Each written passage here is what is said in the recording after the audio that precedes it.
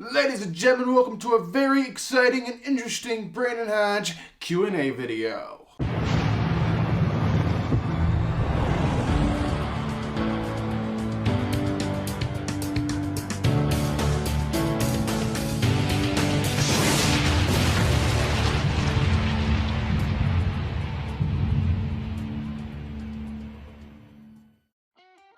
Ladies and gentlemen, welcome back to another video. Brandon Hodge here, and welcome back to another Q&A video. So, I've asked you guys on pretty much every social media platform I use to go ahead and send in some questions for me to answer. So I asked you guys to ask me questions so I can answer your questions, and yeah, it's a big triangle mess. So, anyway guys, we have Twitter, we have Instagram, and we also have here on YouTube, so all the platforms. So, hopefully you were online when I asked those questions, and I just want to say, you guys sent in a lot of questions. I'm only going to be able to answer 10 in this video, but the ones you did send in will be answered. It'll be like a later episode of the Brandon Hodge Q&A series. It just won't be in this one, but I've chose 10 of you guys to do now, and then the rest of you I will get in a later episode. So ladies and gentlemen, let's go ahead and get started. Just a brief note before we start, I'm not going to try to say the usernames because I am horrible with trying to pronounce like words I've never seen before. So yeah, I will put your guys like little screenshot up so you can see your account so you'll know it's you. But anyway, let's get started. So Twitter, up first, the first question is, how big is that ring light? Now that question doesn't really make a lot of sense unless you see the photo I posted along with asking you guys to ask questions, and it was this photo right here. So, how big is that ring light is the question. Well, how big is that ring light? Well, that ring light, sir, is actually 14 inches. So it's a 14-inch ring light. So there's your answer. I actually got that ring light for free because they were supposed to send me an 18-inch. They sent me a 14-inch. So I'm like, what the hell? It's 4 inches shy. And they're like, you can just keep it for free. We'll refund your money. I'm like, okay, well, that works. But fun fact, I actually ordered another ring light, the 18-inch again. Hopefully they don't send me the wrong one again. But I'm going to have a 14-inch and an 18-inch, two different ring lights because I have two different setups, as you guys know if you watch the Rumor Show, because I'm not crazy of a person to have two different rooms in their house to film, but that's just the life of being a YouTuber, I guess. Okay, the next question also comes from Twitter. They ask, Brandon, how do you see WWE moving on within the next year? May that be, on screen or backstage or anything like that. Okay, how do I see them moving on? I think things are just going to have to move on. They're kind of at the mercy of the whole, the guidelines of the safety precautions and all that kind of thing of what they can and cannot do. Once the Thunderdome contract is up, I do believe they will be looking at having fans back in some capacity, even if it's just like 5 people. We're gonna have fans back. Like, we're gonna have like actual humans there instead of just giant screens. But they spent a lot of money on that setup. And my question would be, what are they going to do with all those screens now? Can they return them? Is that a thing? Can they return them? Are they going to use them for something? Maybe we'll have a cool stage. I don't know. But in my opinion, what will happen within the next year, I believe slowly, very slowly, things will start to seem normal again. But it's not going to, I don't think, go completely like back to normal in 2021, but we might be maybe halfway there or something like that. Okay, the next question is also from Twitter. I like this question. I like this question. So, the next question is, out of every state, city you have ever been to, ever traveled to. If you don't know, I have a vlog series where I pretty much travel all around the United States, going to shows. I've pretty much been to every state in the whole country doing vlogs, and a lot of different big cities. I haven't been on the US yet, but as for the US, they are asking, what's your favorite top 5 favorite cities and states, or whatever you want to categorize it as. There we go. Number 5 will be Nashville, Tennessee, because, I'm from Tennessee. Nashville's about 4 hours away, so it is a bit of a drive, but it's worth it, and it just feels different even though it's the same state. Number 4 is going to be Chicago, Illinois. Chicago is just, it's one of the biggest cities in the entire country, and it's just a unique feel. And something special. It's like if you're from the South and you go to Chicago, it's something completely different, and it's just like a different world. Number 3 is going to be Texas. So I couldn't actually choose a city in Texas because I love all of Texas. Texas is a wonderful feel as well. Like I live in the Southeast. I live in Tennessee, and going over to Texas, even though they're very similar, as you're still in the South and you kind of still have the Southern people around, which is kind of familiar. Well, it depends on the part of Texas, but it feels more like a desert kind of thing. Like here in Tennessee, everything's green, and everything's green, and everything's green. And that pretty much sums up my part of Tennessee. But if you head out west to a different part of Tennessee, it's completely different. Texas is the same way. But anyway, Texas has a different feel, but it kind of feels at home at the same time. So it's a nice balance, and I like Texas. Number 2 is actually going to be Florida. I couldn't choose a city for Florida either. Tampa's wonderful. Orlando's wonderful. I haven't really experienced anything else too much in Florida. I mean, Jacksonville and stuff like that. But as for going further south, like towards Miami, I haven't actually been there. I don't think ever, which is kind of crazy because I've been to so many different places. But I've never been to Miami. But as far as Orlando and Tampa are concerned, it's very relaxing, has that vacation feel, and just like you just kind of chill there and relax, and that's kind of how Florida feels. Number one, my favorite place I've ever visited, and this is again is going to be a state because I can't choose the city. It's actually going to be California. So California, I don't know, it's like Florida, but I feel like Florida's kind of like a knockoff version of California. And I've been to Florida like a million times. I've only been to California I think twice. It just has a, I don't know, a very unique, it's completely different, like completely different. You are no longer, you know, in the deep south of the United States with all the southern people. You go over there and it's just like totally different, and it's just like, you name it, they have it. You want to be on the beach away from everyone, you got it. You want to, you know, be in the mountains, you got it. You like, it's just everything, and it's just absolutely wonderful. Everything's all spread out, and you just feel very open, very free out there, as well as the drive out there. Like, I drove all the way from Tennessee to California before, and it's just like all empty desert, and you're like the only person out there. It can be a bit intimidating at times in case you're worried you can have car trouble or something, but if you have a newer car and you know you're going to be okay, it's a lot of fun and kind of like a peaceful, relaxing experience, I would say.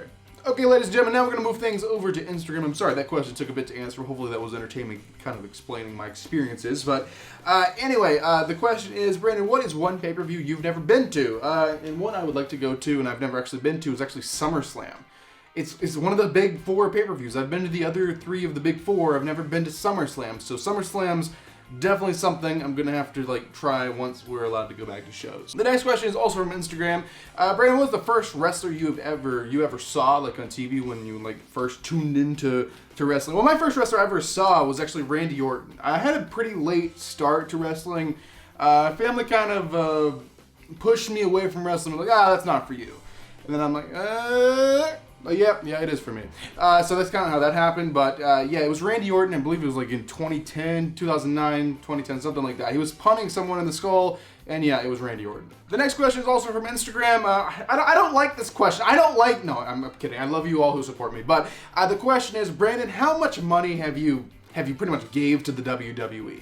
Well, we have to realize I have made some money. I wouldn't say necessarily off of WWE because it hasn't came from WWE. It's came from YouTube. I'm talking about WWE most of the time on the channel. I've also done original content, my own stuff that has nothing to do with WWE. It kind of has stuff to do with my own story. But anyway, I've made money talking about WWE, and I've spent all of that money to WWE, and I don't have a partnership with them or anything.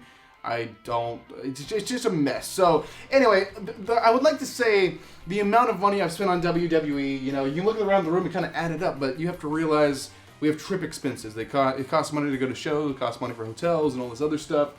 And I was kind of looking at my records the other day. Like, if I was just looking, you know, if I was just thinking, I was just to throw out a random number, I would say, WWE, I maybe spent, I don't know, it's crazy. I spent like $20,000 on WWE. It's crazy. And then I was looking at my records, and it's like, oh no, I spent $20,000 in 1 year. 1 year. Are you freaking crazy, Brandon? So I'm just looking at the way I used to be back then. Like, I don't do that anymore. WWE's not getting $20,000 a year from me anymore. Maybe 1 or 2,000, especially this year where you can't really travel or anything. But they're not getting that much from me anymore. But back when I was just going crazy and going to shows just like almost every week, it got up there in the price. Okay, now we're gonna move over to YouTube. We have some YouTube questions from some YouTube people. So I guess everyone here is YouTube people watching this. But anyway, the first question is going to be, Brandon, what is your favorite feud of all time and why? My favorite feud of all time is CM Punk and John Cena. Why? I don't know. I was a big John Cena fan. Now, looking back at it, I'm more of a CM Punk fan. It's kind of funny how things change like that. But I don't know. It just has a unique feel. I guess that's kind of like my golden age of watching wrestling, because when that feud was going on, I was like 12 years old. I was so into it. I loved it. Loved every second of it. I hated CM Punk so much. Now I feel differently, but it's just wonderful. It was so convincing. The pipe bomb I thought was legit. CM Punk leaving I thought was legit. Him taking off with the title, John Cena getting fired, I thought it was all legit. I cried. It was just wonderful, and that is my favorite feud of all time. The next question is also from YouTube. Brandon, do you think The Undertaker should return for his 30th anniversary and actually have a match? So, Taker said he's retired. He has no desire to return, but we've heard that before, and, you know, he does have to hang up the boots at some point. Is this the point? I'm not entirely sure, but if the 30th is a good time to end, I mean, 25 would have been a good time to end it, but he's done a lot since the 25th anniversary, and I was actually at the 25th anniversary Survivor Series. I don't know if the chair was in shot, it's over there, because I was actually there. It was a wonderful show. But as for Taker, if he's actually retiring, he's actually hanging up the boots, do the show for the 30th, hang up the boots, and never look back. I don't want to say never look back. He's had a wonderful career, but I mean, never look back at it like, maybe I want to get back in the ring. Just hang it up right there. 30th anniversary Survivor Series this year.